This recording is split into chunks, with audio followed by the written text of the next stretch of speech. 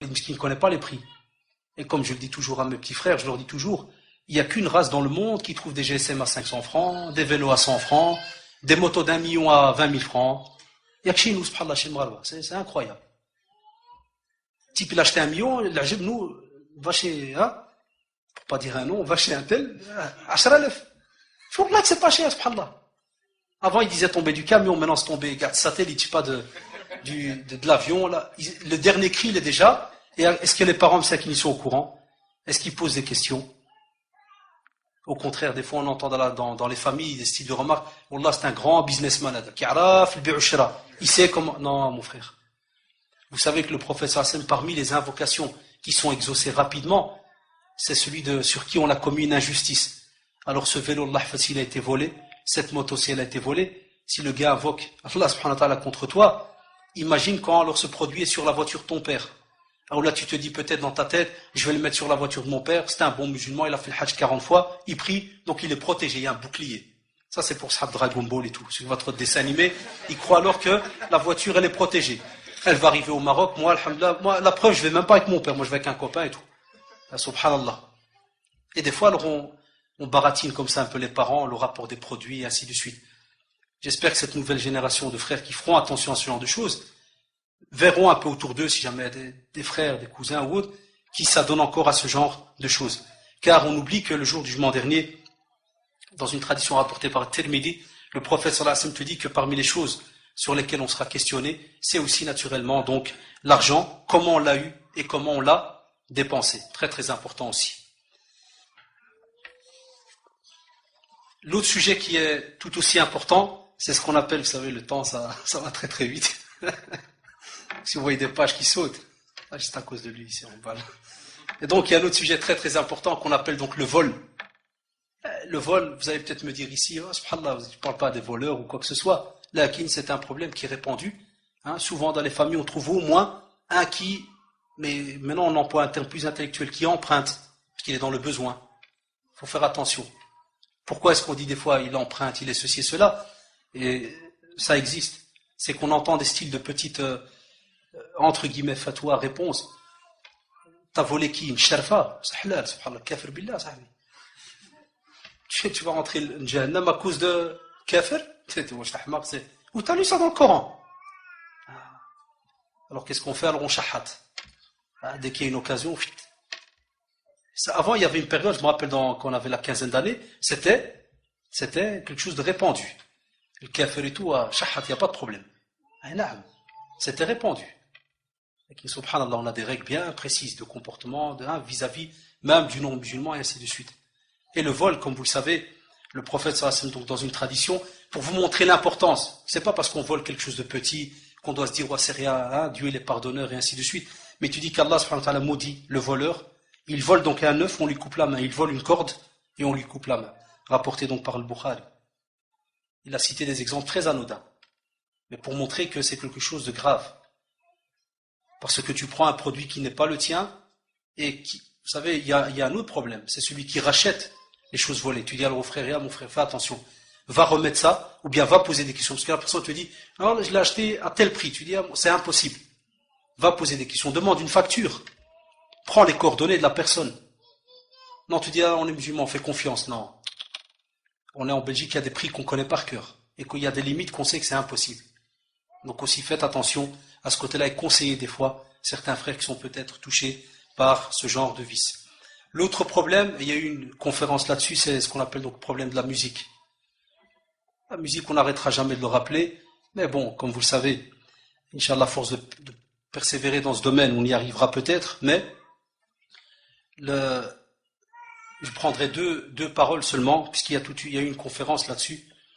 Ibn Mas'ud, radiyallahu anhu, jurait par 3 fois que le sens du verset est parmi les hommes. Il est qui, dénué de science, achète de plaisants discours pour égarer hors du chemin d'Allah. Et on retrouve ça dans Surat Luqman, donc verset 6. Il disait que c'est la musique. Et aussi Ibn al-Qayyim disait que l'ivresse de la musique est plus grave que celle du vin. Pourquoi? Parce que nos jeunes s'arrangent alors à vivre en dehors de la réalité. Vous savez, quand on discute avec certains jeunes, certains amis, qu'est-ce que tu ressens? Il te fait, je m'évade. Pourquoi? Parce que le gars là, il vit dans un quartier pourri. Chez lui, ça sent mauvais, ruina, ils sont à 4 dans une pièce ou 5. Puis qu'est-ce qu'il fait? Il met un petit Walkman, il écoute je sais pas quel danseur, qui est au fin fond de Miami Beach, décapotable, plein d'argent.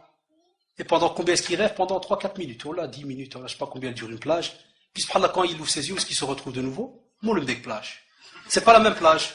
Et là, c'est pas la même. Il y a une ville, il y a un nom de ville, mais la plage, elle n'est pas la même. Et tu vois alors ce jeune mesquin. Et quand tu as des frères, Allah subhanahu wa ta'ala nous rappelle, Ala bi dhikrillahi tatma'innul qulub. Tu veux que les cœurs s'apaisent, revenez vers le Coran, l'invocation d'Allah subhanahu wa ta'ala. Mais pas rester donc rattaché à ce genre de faux, d'illusions même, qui vous ramène en quelque sorte dans un état second et qui vous sort de la réalité. Et naturellement, ce n'est qu'un semblant de vie. Donc ça aussi, il faut faire attention à ce côté-là.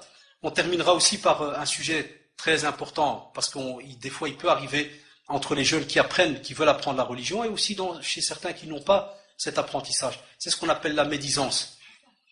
Et aussi rapporter, colporter les propos, pour semer donc la discorde. Le riba ou namima. Et Allah subhanahu wa ta'ala nous dit dans le Coran, wala yaghtab ba'dukum ba'da. Et ça vous pouvez donc retrouver dans la sourate Les Appartements, verset 12. On ne peut pas rapporter donc des propos parlés sur le dos des gens. Et le prophète Hassan aussi, dans une tradition rapportée par Muslim, nous met en garde et nous dit, savez-vous ce qu'est la médisance? Il dit, Allah et son prophète sont plus savants. Il dit, le fait de citer de ton frère ce qu'il déteste. Et quelqu'un dit alors, vois-tu si ce que je relate se trouve en lui? Et le prophète Hassan répond, s'il y a en lui ce que tu relates, tu l'auras médit. Tu auras parlé donc quand même sur son dos. Et s'il n'a pas en lui ce que tu relates, comme défaut, comme ce que tu viens de dire, par exemple, un tel, Allah, il a fait ça, il a fait ceci, il a fait cela, tu l'auras alors diffamé. Donc quoi que tu fasses, tu es dans le problème. C'est rapporté par Muslim. Donc on fait attention naturellement à ce comportement, parce que des fois, on peut s'arranger, parce qu'on apprend à la religion, on dira, tiens, tel il a dit, il a fait, il a kada. Au contraire, apprendre à aller discuter chez le frère, on est tous des êtres humains, on peut commettre des erreurs. Parce qu'on peut des fois penser une chose en disant, tiens, tu sais le bien, c'est comme ça, et peut-être qu'on est tout à fait à côté de la plaque. C'est pour ça qu'entre frères, c'est bien d'apprendre à avoir ce comportement. C'est ce qui a tué notre communauté et les jeunes même dans leur apprentissage de la religion. Tu n'as pas besoin de rompre avec ton frère, on le sait que tu ne peux pas rompre plus de 3 jours. Reviens vers lui, pose-lui la question, dis, tiens, tu as fait telle et telle chose, tu as dit l'autre jour telle et telle chose, et ainsi de suite. Est-ce que tu as une preuve? Est-ce que ceci? Est-ce que cela? Et il y a en quelque sorte cette preuve de fraternité entre les frères. À venir directement et porter un jugement et casser, tanner et enterrer le frère ou la sœur ou qui que ce soit, c'est pas un comportement demandé par l'islam. Au contraire. Et je vous le dis, et je sens donc la portée des mots, car c'est un des sujets, même si on en a cité quelques-uns, pour moi, c'est un des sujets, subhanallah, dans le domaine de la fraternité qui est grave. Parce qu'on le ressent des fois un peu autour de nous, et on n'a pas donc cette sincérité dans les propos, venir chez la personne pour essayer de corriger cela. Pour terminer, pour les quelques minutes qui restent, il y a aussi le faux témoignage. Faux témoignage, c'est-à-dire que l'on retrouve des fois dans les ventes de voitures, dans les mariages, dans l'achat de produits, on vient et on appelle quelqu'un à la seconde, viens témoigne. Ou bien lorsqu'on demande une tazkiya. Ces derniers temps, beaucoup de frères se fâchent quand il te dit fais-moi une lettre que tu me connais. Je ne te connais pas. Mais ouais, mais je viens, tu m'as vu, je suis déjà passé 3-4 fois là et tout. Non, même si je t'ai vu plusieurs fois, c'est pas la même chose. Parce que lorsqu'on met un témoignage, c'est que on répond de la personne. Alors qu'on est censé dire, on pense qu'il est de cette façon-là, mais on ne peut pas mettre donc un cachet à la place d'Allah subhanahu wa ta'ala. Nahsibu, comme nous a dit le prophète, nahsibu kadalik, wa la nuzaki ala Allahi ahad. On pense que, et on dit ce qu'on connaît, point à la ligne.